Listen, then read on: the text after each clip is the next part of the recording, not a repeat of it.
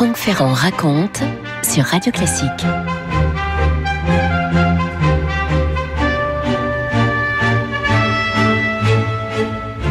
En 885, je dis bien 885, Paris est essentiellement se déploie, c'est quand même une assez belle ville, mais qui se trouve essentiellement sur l'île de la Cité avec des murailles fortes qui ont été plusieurs fois reconstruites, Paris enserré dans les bras protecteurs du fleuve, de la Seine. La protection est utile parce qu'il faut vous dire que depuis la mort de Charlemagne, une menace s'est précisée dans les terres fertiles. La mort de Charlemagne, c'était 7 décennies plus tôt. Et la menace sur ces terres tempérées de l'ouest de l'Europe, c'est celle des hommes du Nord, des Northmen, des Normands, qu'on a pris l'habitude d'appeler les Vikings à la manière anglo-saxonne, qui effectuent, ces Vikings, des raids destructeurs contre les cités, contre les monastères. Ben, tout ça est trop riche, qu'est-ce que vous voulez? Vous imaginez pour ces hommes qui débarquent de là-haut, qui arrivent de leur pays, de leur terre scandinave, de voir tous ces beaux villages, toutes ces grasses abbayes et qui se défendent si peu, si mal. Or, justement, en ces froides journées de l'automne 885, un bruit s'est répandu dans Paris. Des groupes normands se sont rendus maîtres de Rouen au mois de juillet. Alors, il a fallu que la nouvelle arrive jusqu'à Paris, bien entendu. À l'époque, on a quand même les nouvelles ne vont pas bien vite. Il est évident que cette prise n'est pas le but final des Normands. Selon leurs habitudes, à partir de ce qui est une tête de pont, si vous voulez, ils vont remonter le cours du fleuve en quête de nouvelles cibles à mettre à sac. Au sommet des murailles et des tours de Paris, les gardes ont donc toute raison d'être sur le qui-vive. Et d'ailleurs, il est probable que certains se souviennent d'offensives normandes précédentes, puisque la ville a eu maintes expériences au fil du IXe siècle de ces raids venus de ces raids danois, notamment 845, 856, 861, 865. Vous voyez que ça revient souvent. 876 encore. Elles sont là, les sentinelles, qui attendent, qui s'inquiètent. Et à la fin du mois de novembre, eh bien, ça y est, ce qu'on attendait, ce qu'on redoutait se confirme. Les gardes, soudain, voient depuis l'ouest de la ville des embarcations menaçantes approcher. Oh là là, ce sont des dracars, ces fameux bateaux à fond plat, à voile.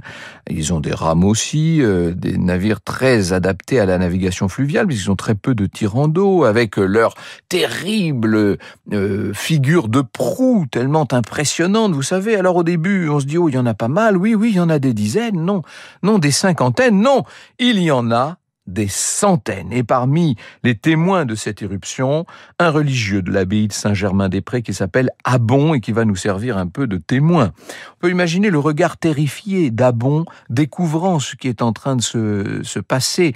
Il va tout mettre par écrit et pour nous c'est très précieux, ça, bien entendu. Alors bien sûr que la façon dont il racontera les choses n'est pas toujours tout à fait crédible, elle est parfois teintée de merveilleux et on a par ailleurs caviardé par la suite son récit d'ajouts postérieurs, mais ça nous donne quand même une bonne idée des faits.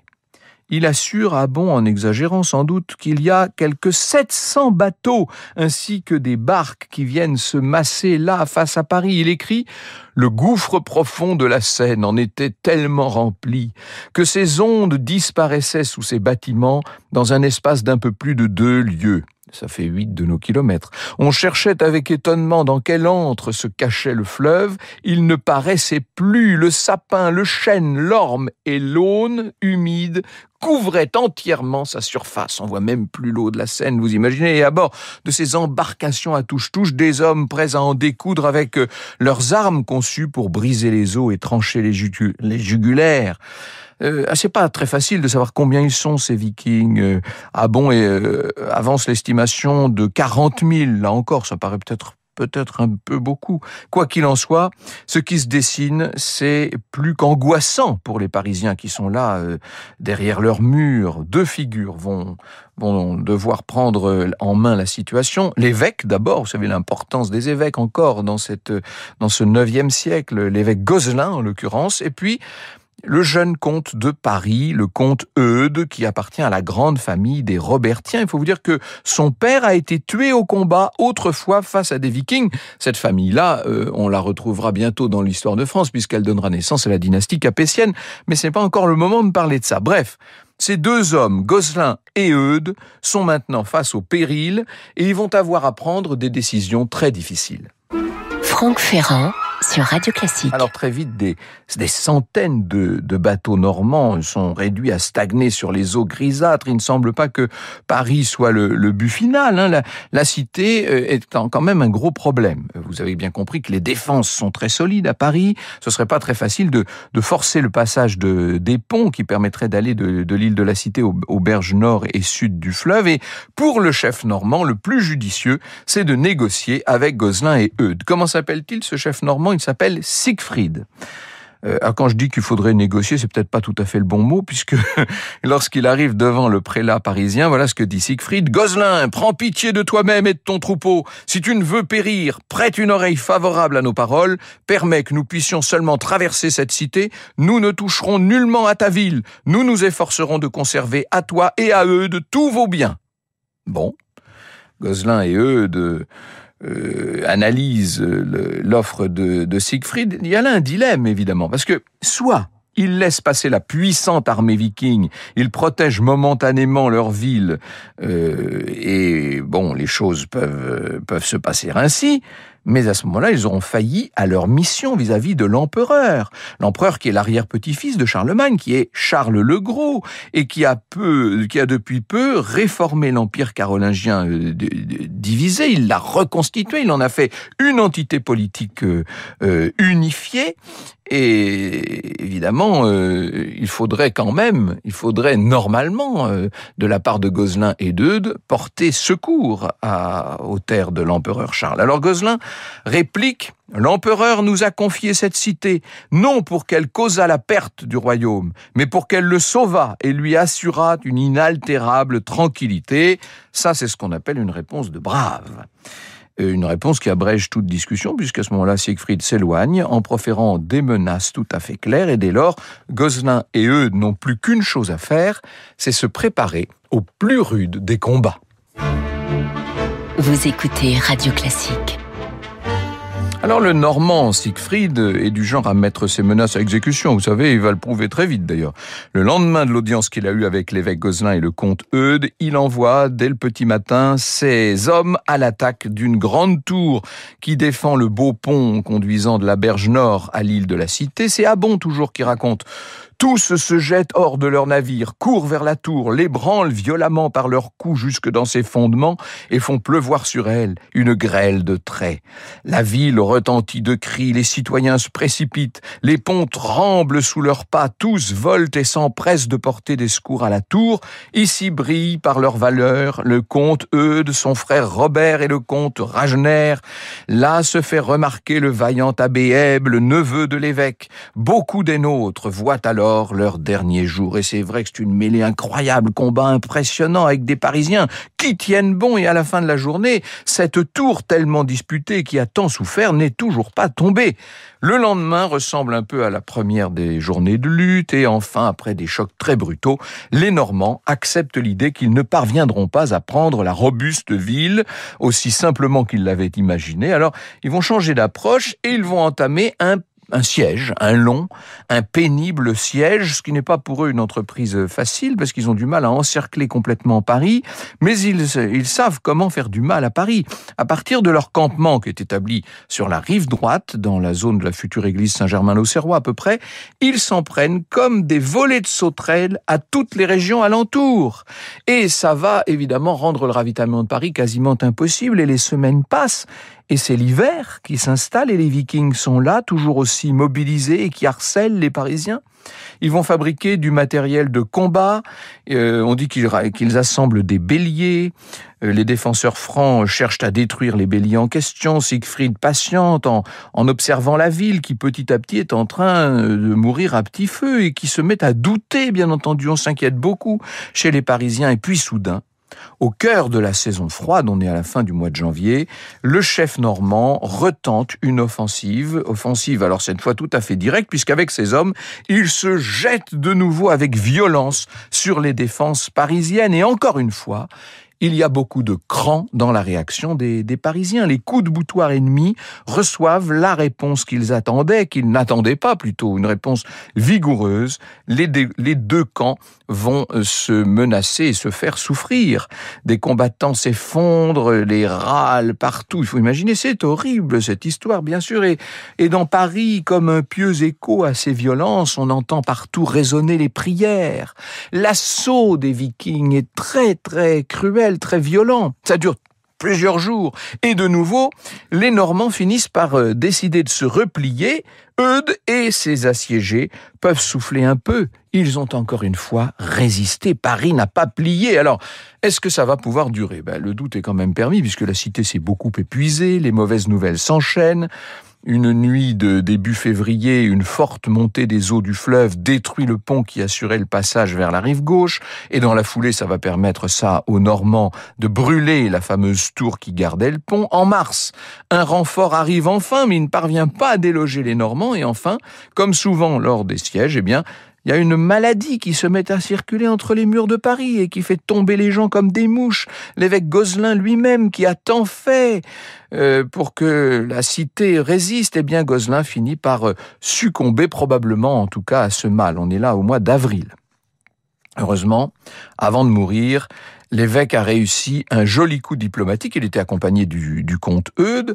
Contre 60 livres de l'argent le plus pur, les deux hommes ont convaincu une partie des Normands d'aller voir ailleurs. Et parmi les Normands en question, il y a Siegfried. Mais malgré ça, Eudes sait bien que ça n'est pas fini.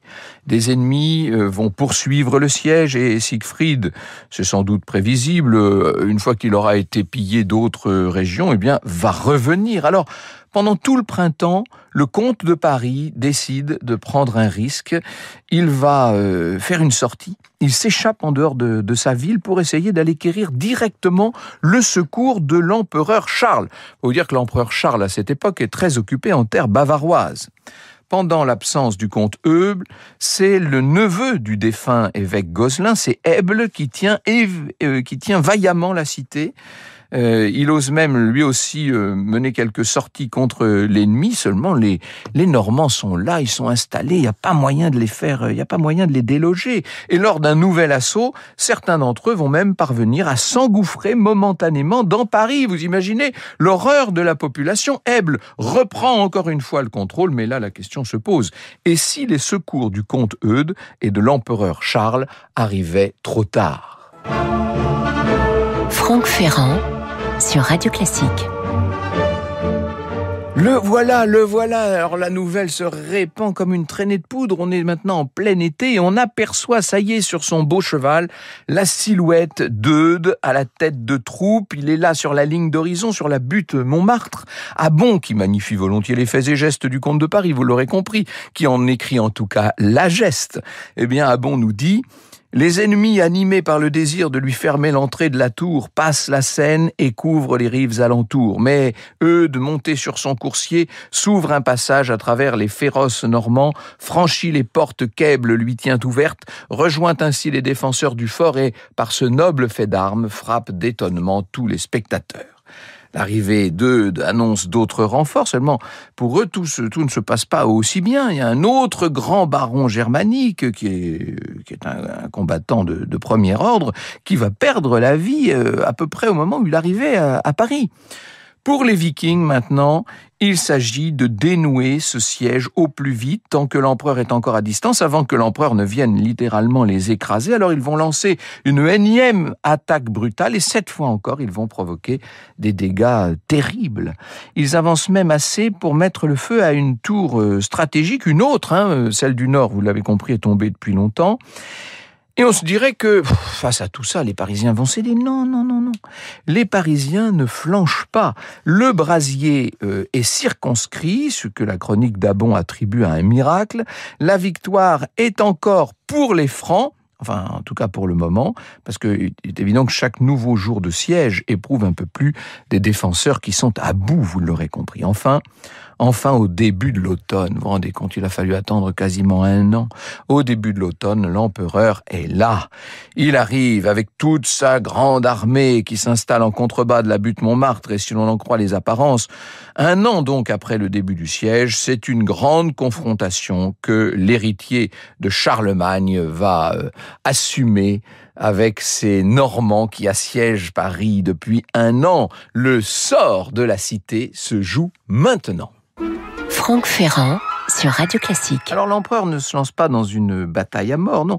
Il choisit une autre voie, voie qui tranche avec l'attitude opiniâtre et pleine de panache dont les Parisiens ont fait preuve encore et encore. C'est dans le magazine Paris de Lutèce à nos jours, Joël Delacroix qu'il raconte, je la cite, « L'empereur Charles le Gros se décide à négocier le départ des Vikings en refusant de combattre. Sans égard pour la résistance menée par le comte de la ville et ses habitants, il accorde au chef une rançon de 700 livres d'argent, ainsi que le droit d'hiverner en Bourgogne jusqu'au printemps. En cédant ainsi devant l'ennemi, l'empereur Charles, qui de surcroît est malade, déçoit excessivement les grands du royaume. Ah, on peut dire que décidément ces Carolingiens sont décevants et qu'un jour ou l'autre, il faudra finir par les remplacer, n'est-ce pas ? Je ferme ma parenthèse.